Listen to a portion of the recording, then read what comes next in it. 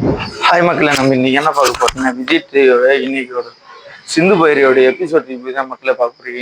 இன்னைக்கு என்ன நடக்குதுன்னா, சிந்து பைரவியில சிந்து அன்னபூர்ணி கிட்ட, அத்தை நீங்க என்னை மன்னிக்க வேணாம், நீங்க என்னை மன்னிக்க மாட்டேங்க தெரியும், ஒன்றும் கோவல அடங்கலன்னு தெரியும், நானே வீட்டை விட்டு போறேன் அப்படின்னு சொல்றாங்க மக்களே.